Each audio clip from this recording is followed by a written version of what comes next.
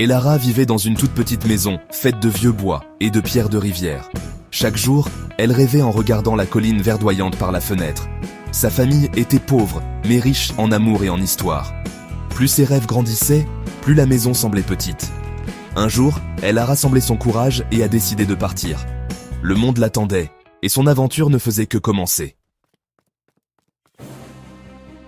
Le matin où Elara est partie était calme et frais. Elle se tenait à sa porte, le cœur battant de peur et d'excitation. Chaque pas loin de chez elle semblait énorme, mais elle se souvenait des mots de sa grand-mère. « Sois brave, petite étoile ». Les étreintes de sa famille lui ont donné de la force. Le chemin de terre devant elle semblait grand et plein de promesses.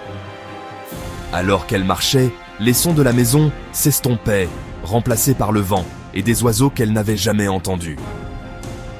Elle a mangé sa pomme sous un nouvel arbre, savourant le goût de la maison dans un endroit étrange. Lorsque le soleil s'est couché, les lumières lointaines de la ville scintillaient, comme des lucioles, son premier aperçu du monde au-delà. L'espoir a grandi dans son cœur, repoussant la peur. Elle a réalisé qu'elle pouvait affronter l'inconnu, pas après pas. Le premier jour a été difficile, mais elle a continué d'avancer.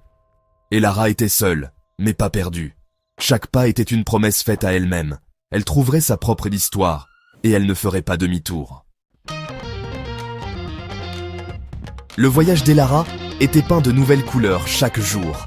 Elle marchait, parfois en faisant du stop, traversant des champs de tournesol et des forêts d'un vert profond. Une gentille vieille femme a partagé de la soupe avec elle, lui apprenant le goût de la gentillesse. Dans un marché animé, des musiciens jouaient des airs joyeux.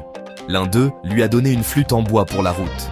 Elara a dansé, oubliant ses soucis, tenant la flûte comme un trésor.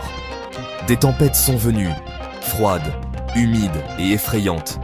Mais elle s'est souvenue, sois brave, petite étoile. Elle a attendu la fin de la pluie, puis a continué, plus forte. L'argent venait à manquer, alors elle a travaillé, pétrissant de la pâte pour un boulanger, réparant des vêtements pour un villageois. Chaque défi lui a appris quelque chose de nouveau.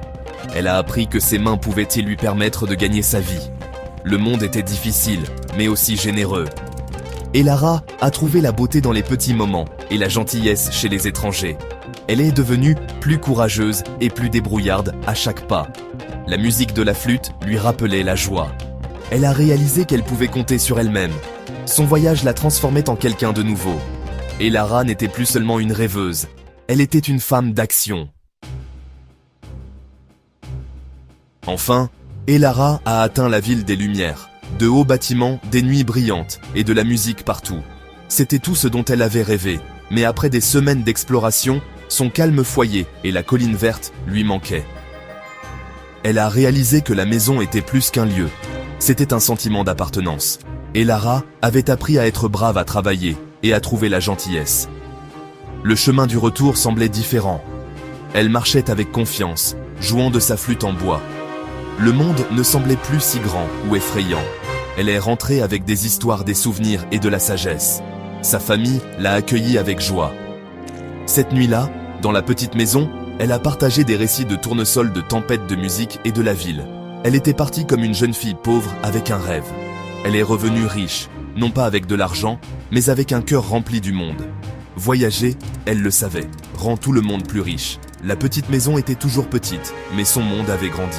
Le voyage d'Elara l'avait changé pour toujours. Et son histoire en inspirerait d'autres à rêver.